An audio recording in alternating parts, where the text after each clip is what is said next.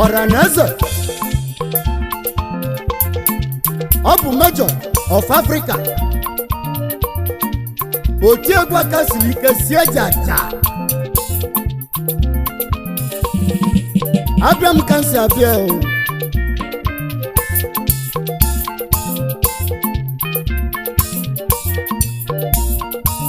Ayi Kubo Okwa ini ya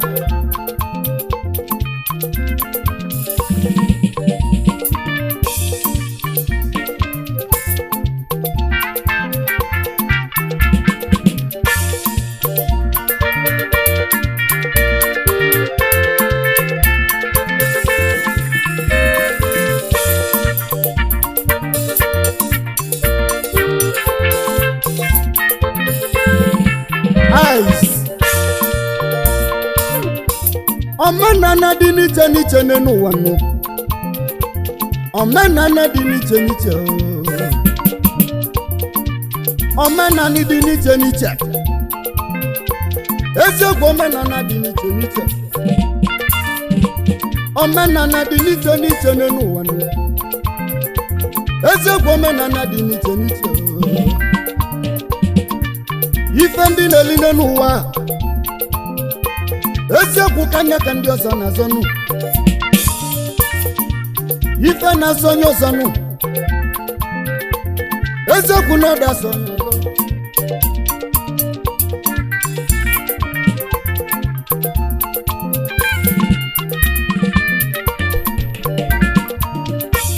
Omenana dị n'iche n'iche n'ụwa nụ Omenana maka nụ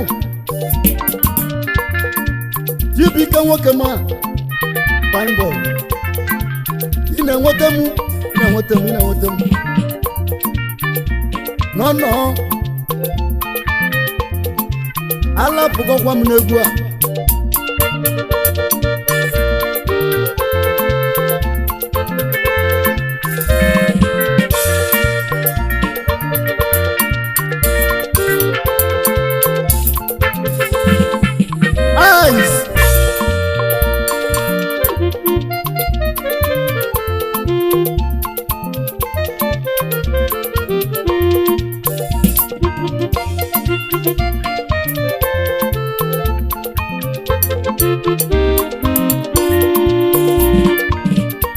Ndị Yoruba na-alụ ji n'ụwa nnu mana fade wajinu Ndị Awụsa na-alụkwu ji nnu mana fade wajinu Ghana na-alụkwu ji nnu mana fade wajinu Ọ bụ sọ ndị Igbo na luji n'ụwa ahụ Bana wajinu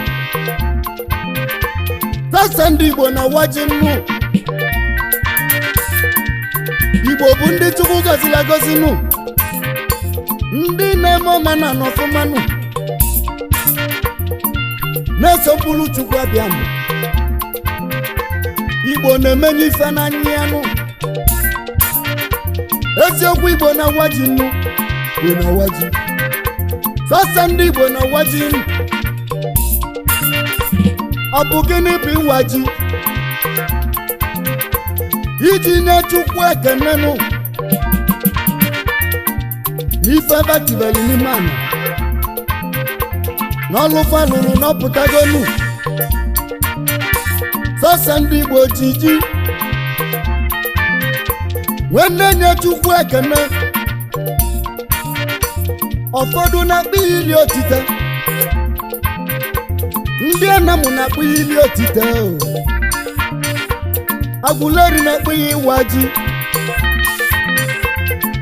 Ndị ọzọ na-akpọ alọm mmụọ Bancha bụ olilizi Bancha bụ ịwaji nụ Iji nwe ekene Chukwu abịanụ Maka ife dị mma omela anyị nụ Maka na ndị Igbo na-akalụsi ọlụ nụ Nye bụ ọlụ apụta Ọ bụ na ji apụta bagozi ejebuzo onye Chukwu ekene enyeze Chukwu bịa mekene nya bụ Igboaji onye bụ na-elivezi ejinu Igbo nọ na Canada eziokwu na Gbonaawaji Igbo nọ na USA na United States of America Gbonaawaji Igbo nọ n'Europe eziokwu na Gbonaawaji nụ Igbo nọ n'Asia Gbonaawaji nụ iji nye Chukwu ekene ndị Gbonaawaji nọ n'ụwa nụ eziokwu sọ ndị Gbonaawaji nụ oyoyoyoyoyo oyoyo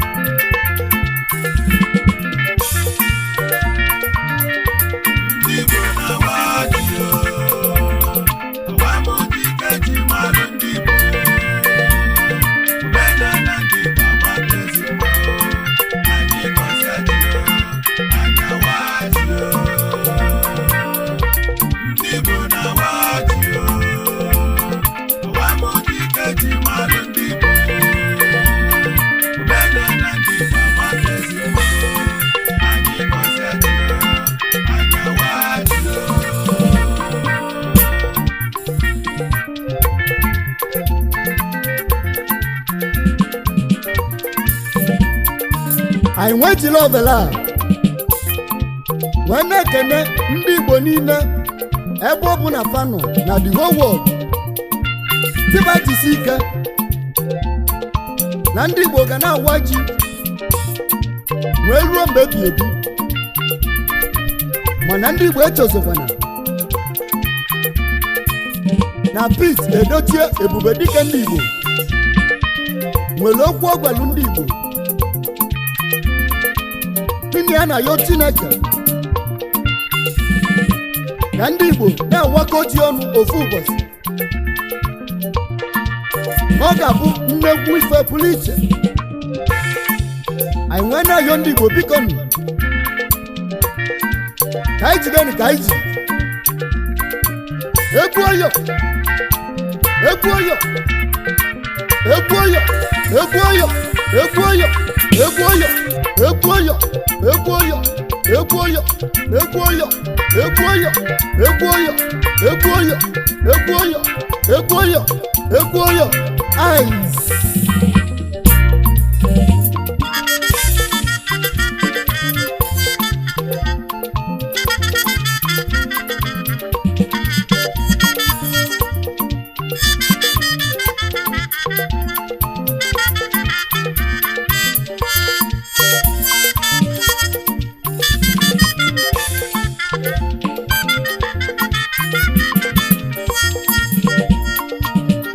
ka ijezie ka ndị je kenebezie nụnụ ndị na-eme Igbo ọfụma ndị obodo ji nwee bilinu bagwotie ji ndị ọzọ wabazienụ ọ bụ onye ka anyị na-ekwu okwu enu His Royal Highness Igwe Sir Izuchukwu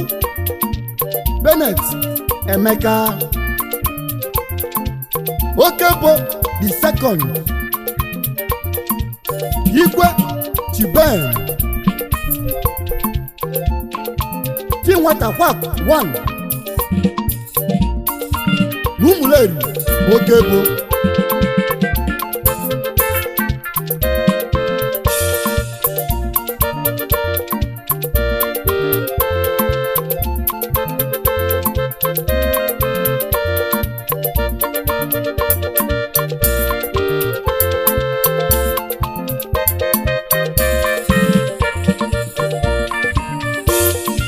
Chinwata Kwakunu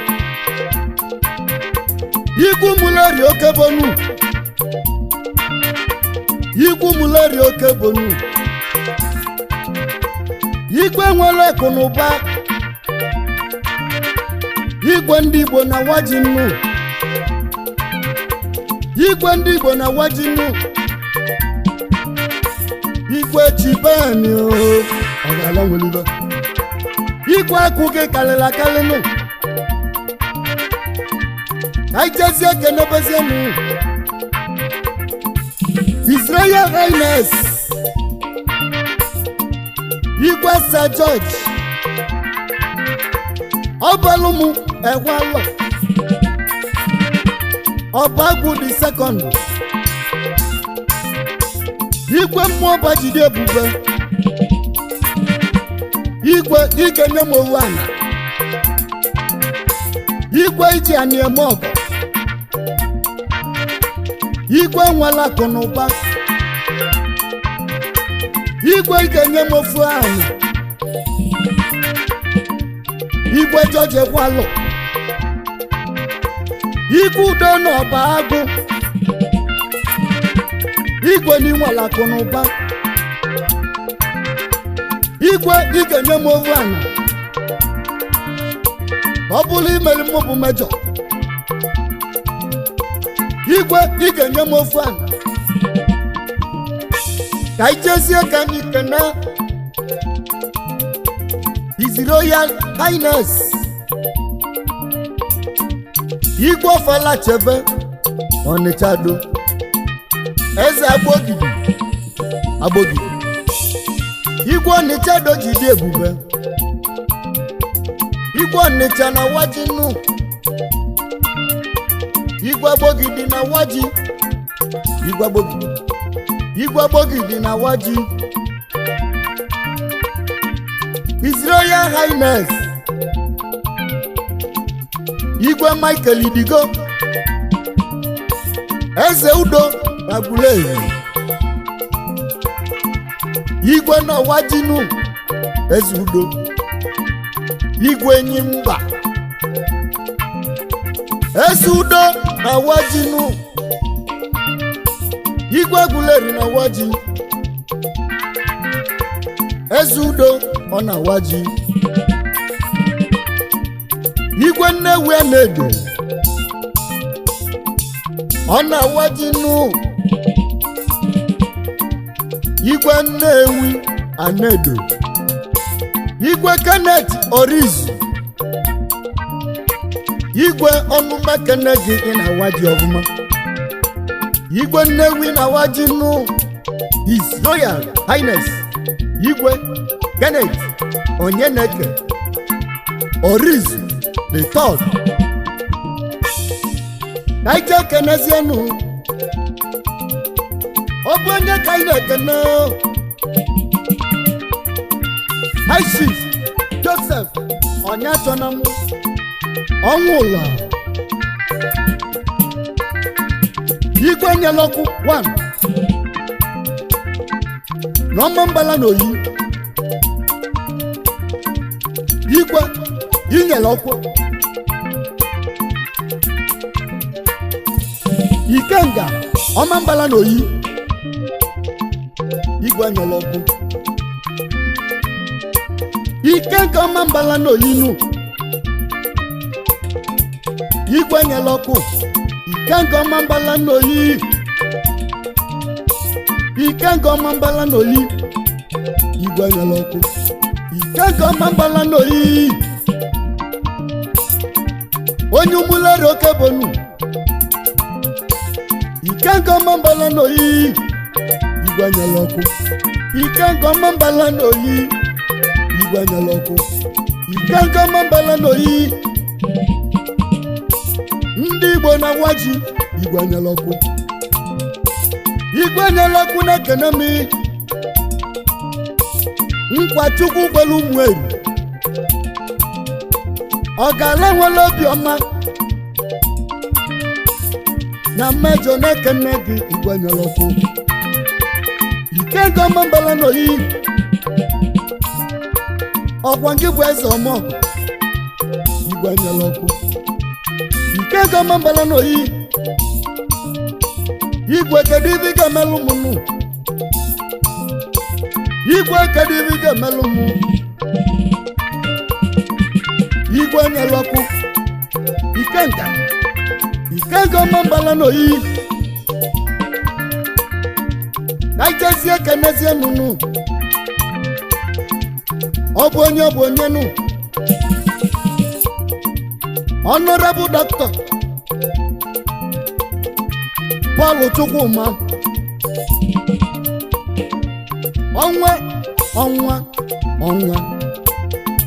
Onwa Global incoming governor Anambra State na mweri okabo kisibi uwa Dr. Paul Chukwuma incoming governor Anambra na YPP ebesele ụzọ agwọti aka ọgbọndụ aka ji agwọndụ Dr. Paul Chukwuma incoming governor ndị Igbo na wajinu ọnwa ndị Igbo na wajinu ọnwa ndị Igbo na waji ọnwa ndị Igbo na waji nnu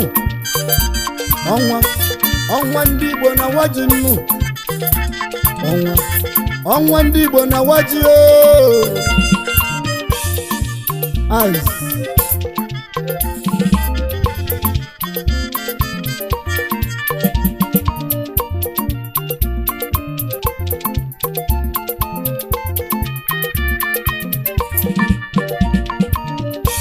Kanje na Nnewi a na-edo ọ bụ onye ka nna jọjenu ike nna ha na-akọ ikuku ọma ndị Igbo niile na Togo ike mba ndị Igbo na Togo ọgbata ozu ọra na Togo ofu onwe ndị Igbo ji eme ọnụnụ ofu nwa Nnewi ji eme ọnụnụ ofu nwa ndị Igbo ji eme ọnụ na Togo ikuku ọma ndị Igbo niile nụ agwala gị na ị ga-echi eze ndị Igbo na Togo anyị mebu ya ọbụla amụma nwoke malụ mma ka onye ọcha ikuku ọma ndị Igbo niile ndị Igbo na-aba na wajinu ikuku ọma ndị Igbo na wajinu kaije kenezie nunu ọ bụ onye nu Chief Doctor Ikechukwu Agweze CEO Approved Hotel Nigeria Limited Best Hotel enwere n'otu ọcha Best Hotel enwere na Anambra anyị ejebe na Approved anyị ejebe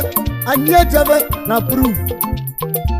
anyị ejebe na Approved anyị ejebe na Approved Hotel ebe ife niile na-eme ọnụ mekene gị nụ Ikechukwu Agweze Nwamelova bụ nwanne ya nụ Nwamelova bụ ezi ọgọ m nwoke nụ Nwamelova onye Ụmụleri mụ na ndị bụ ọgọ ọnụ mekene ụnụ gịnị Ikechukwu bụ nwanne nụ ọnụ mekene ụnụ maka ndị Igbo na wajinu maka ndị Igbo na wajinu egwu ndị Igbo ga-eji na-eli olili egwu anyị na-eti ife a egwu ndị Igbo ga-eji na-awaji egwu ndị Igbo ga-eji na-awaji maka ndị Igbo na-emegbu ife mmanụ ebe ọ bụ ndị nọbụla onye Igbo kabaru ka ị na-awaji nụ maka ọ bụ omenala ndị Igbo omenala ndị na-edu ndị nnu ka ịgba na-egwu ahụ ka ịgba na-agba ka ịgba na-agba ka ịgba na-agba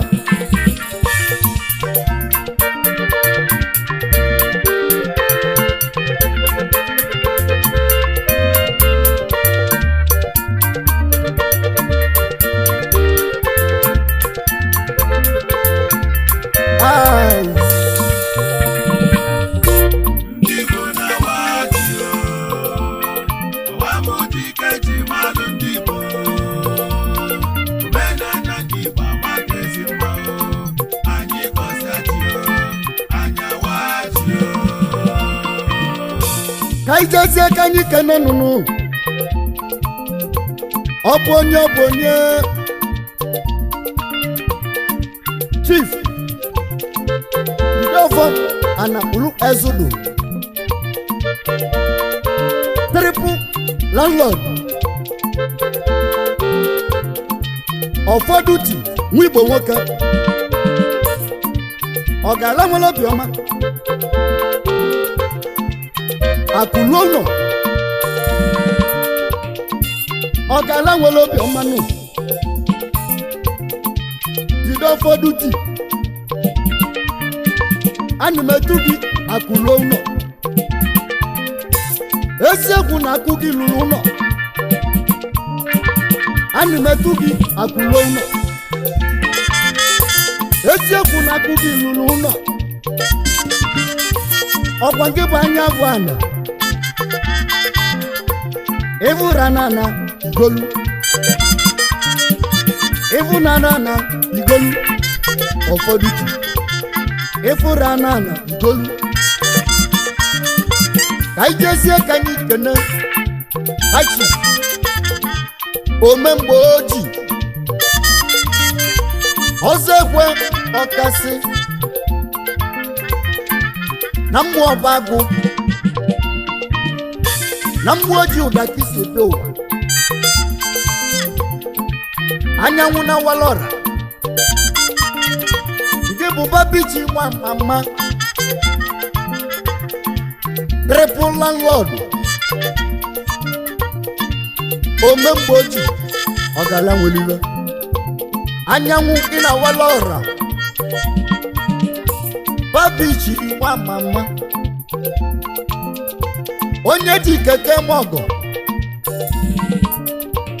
iji machi n'ime ọgọ iji plant ime ọgọ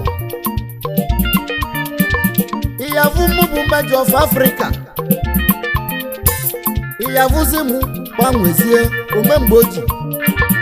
ana m akpọ gị anyanwụ na walọra babichi nwa mama Triple Landlord onye mkpọbi duma neke omemgbe ojii ọnụ mekene gị ndị Igbo na-awaji omemgbe ojii ndị Igbo na-awaji isi m kenezielu gị nụ ezigbo nwunye gị fụrụ n'anya Lolo Chief Mrs. Chinyaka ọzọ ekwe ọkasị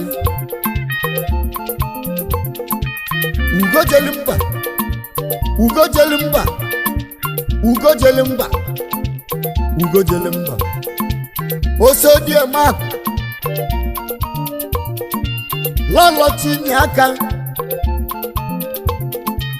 ugojelimba ezi dị gị na-ekene gị nụ maka ugwu nwanyị anọ bụ di ugwu nwoke na ọ bụ nwunye ugojelimba daalụ deje isi mụ kenezielu gị nụ Aishif Sadiq Dandu ezigbote nwa afọ Yoruba mana Canada ka ị nọ nụ aka kaka onye ego kaka onye ego kaka onye ego kaka onye ego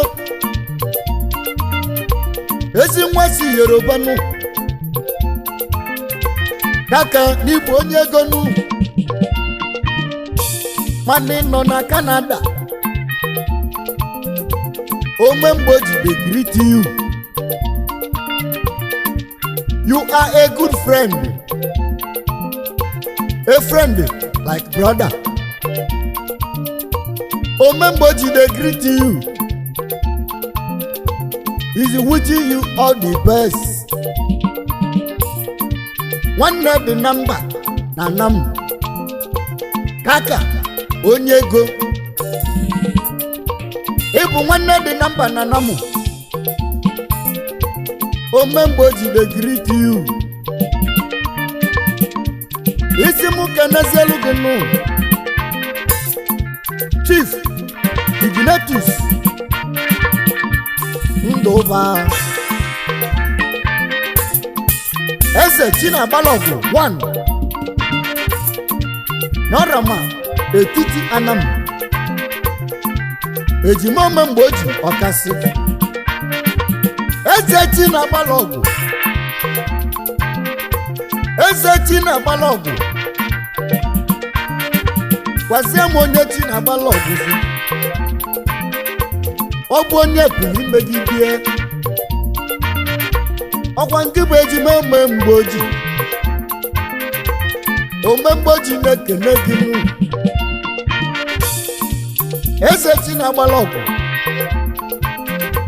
cheta na ndị Igbo na-awaji nnu Chief Peter Chibogwu ejima Chibogwu nke bụ ofu onye mweze anya ji eme ọnụnụ nwata na-achọ ntie nke bụ nwata na-achọ ntie nụ nwameli Igbo oyibo nwameli Igbo nwe mgbe oyibo nụ iso na ndị zijela begbu nweruo nnegwu nọ nwe debe nke bụ nwata na-achọ ntie ejima Chibogwu nwameli Igbo oyibo nụ ibe iji bụrụ nwameli Igbo oyibo bụ na mgbe mgbe ibu n'ugwusịrị akwụkwọ nụ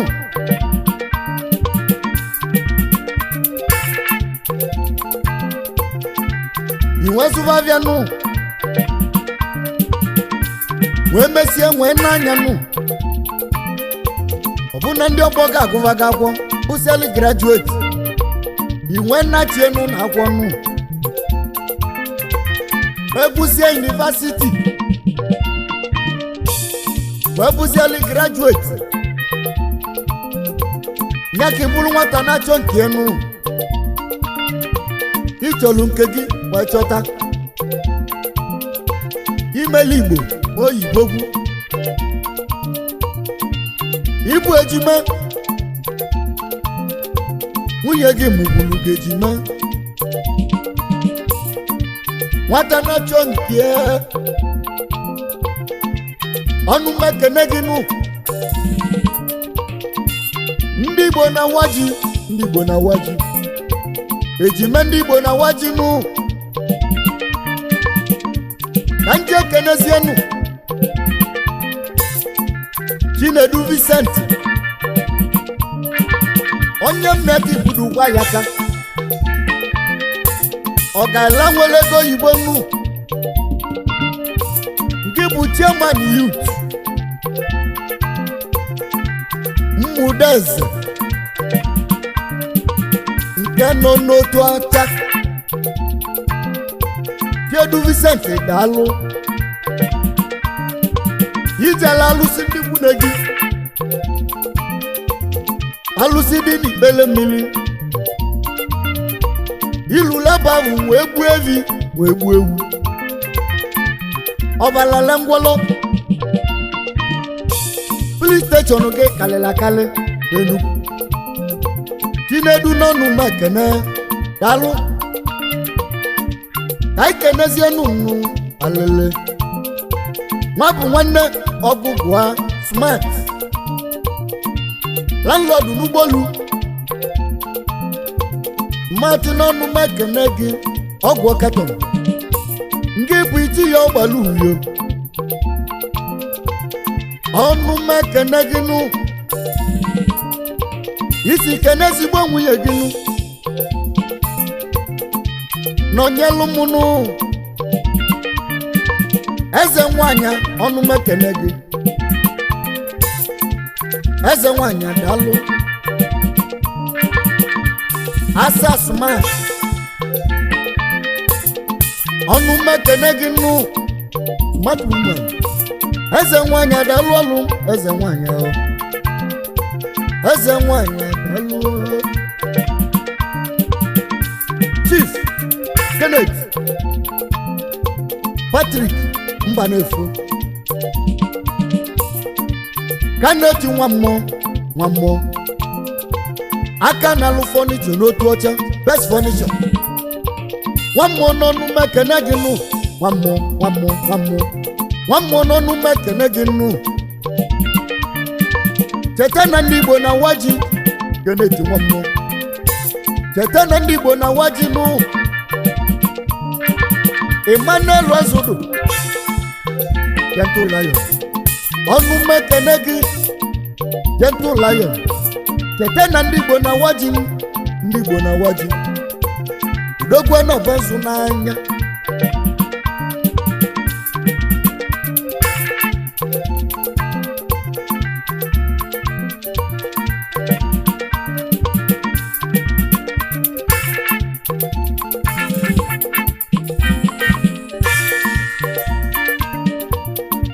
kaije kenezie nunu ọ bụ onye nụ Honorable Chief Juice Chinwụba DJ Ogbunechendo Keys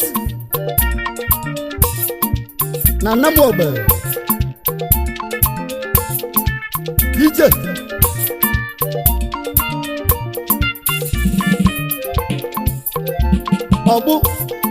ọbụ niile echendo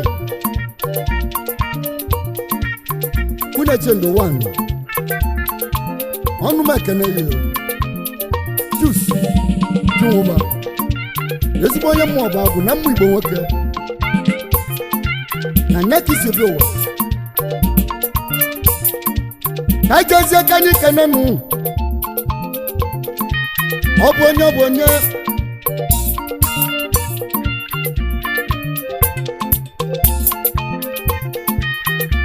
Chief Sunday Udalo Chukwuemeka Obi Wan na ndị Obi Orimili Paka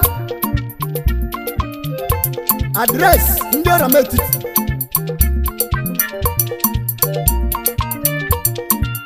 Obi na ndị Obi nụ Obi na ndị Obi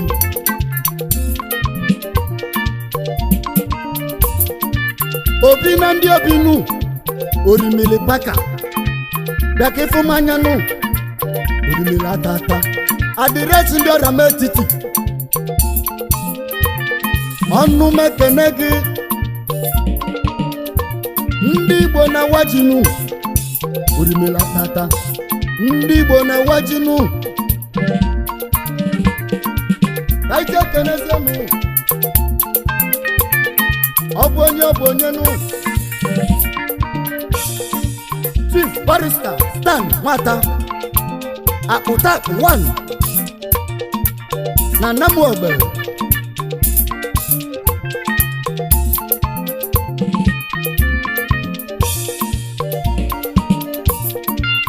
Akpụta 1 Barrister Nwata ịbịala ndozi obodo ịbịala ka idozi obodo anyị nụ mana ndị be onye wetara ya nụ Barrister Stan nwata akpụta ọnụ mekene gị nụ maka na ndị Igbo na-awaji nụ akpụta ndị Igbo na-awaji nụ kedu maka ezi oyi mmanụ Honorable Obinna Emeneka Ijele Ọmambala n'Oyi former House of Assembly Anambra East Local Government oke nwa mụrụ ndị Nandi na Mecca of Africa na-ekene ihe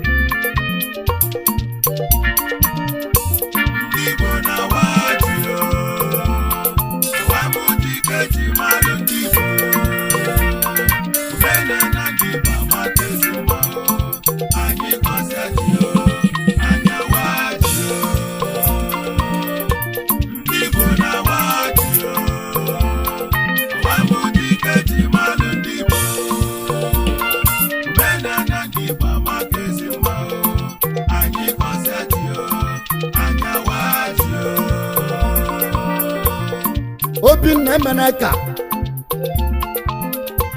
ọkwụla kalịsịa na be anyị nụ ọrụ nne ndo ka isi bi ụwa nwaka ya latiji ọdụ nụ o nwere ike nne enwe ekwu ụgwọ Ijele ọnụ mekene gị nụ ka anyị jezie na Aguleri enyi mba ọ bụ onye ka anyị na-achọje nụ Chief Dr. Primus Odili mgbọrọgwụ oke osisi 1 na Aguleri Enyimba incoming senator Anambra North Primus Odili oke osisi Aguleri niile nụ oke osisi Aguleri jide ebube Dr. Primus Odili anyị mebu ihe ka ọ bụla amụma ị ga-agalụlụ sinetọ ị ga-achịlịla anyị ma ọsọlụba ma ọsọrọba nụ maka na Chukwu meligo onye ọchịchị nụ mgbọlọgwụ oke osisi Aguleri ọnụ mekene gị n'ụwa nụ cheta na ndị Igbo na-awaji nụ ndị Igbo na-awaji n'ụwa nụ oke osisi mgbọlọgwụ oke osisi na ije kenezie nụ Chief Donatus Ekwalọ Agwalụ Orimila tata na Namu Orimila go na South Orimila tata Don Donatus Ekwalọ Agwalụ ọnụ mekene gị n'ụwa nwakwala Agwalụ ndị Igbo na-awaji n'ụwa nụ eziokwu ndị Igbo na-awaji anyị ka anyị kenezie nụ ọ bụ onye nụ Chief Mrs. Karima Ezodo Ajia Madam ọdụkọnye mba nwanyị ọma ọkwụla ka mmụ agbala landlord n'Umuleri ada mmụ Igbo nwoke na mmụ ọbagụ Karima Ezodo ọgwọ nke bụ Ajia nwanyị ọrụ nke bụ ọdụkọ na mba NDIIGBO eze nwanyị na-ekene m Igbo na-awaji ọwamụdikeji malụ ndị Igbo omenala ndị Igbo amakezi mma anyị gọziaji anyị awaji ndị Igbo na-awaji ọwamụdikeji malụ ndị Igbo omenala ndị Igbo amakezi mma anyị gọziaji kaijezi aka anyị ga kenebozie nunu ọ bụ onye nu ọ bụ high chief Chukwudi Peter mmadụ bụ eze nnekwa CEO China Restaurant and Bar, importer and exporter. Nke nwana Saba Delta State. Nyabe beleba 1 and 2. 3 to 4. 5 to 6. 7 to 8. Nyabibili bana muni nenu Papeza na walama Ogwangi bike binoke Ogwangi bike binoke Onu meke neki Ebeleba Ogala nwelo bi oma Kanjezi eke nenunu Honorable Sir Raphael Okeke Nze Akajugo 1 na Nam Nze Akajugo Onyomanu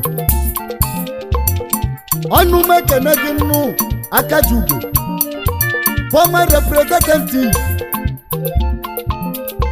Anambra East and West Nze nino na Abuja nu Nze nanu mekene ginu Nze Akajugo na namu Nze Akajugo na namu Ndị Igbo na-awaji n'ụwa nu Eziokwu ndị Igbo na-awaji nu Ndị Igbo na-awaji ọwamụdikeji malụ ndị Igbo omenala ndị Igbo amakezi mma anyị gọziaji anyị awaji Ndị Igbo na-awaji Igbo na-awaji ọwamụdikeji malụ ndị Igbo Igbo na-awaji omenala ndị Igbo amakezi mma anyị gọziaji anyị awaji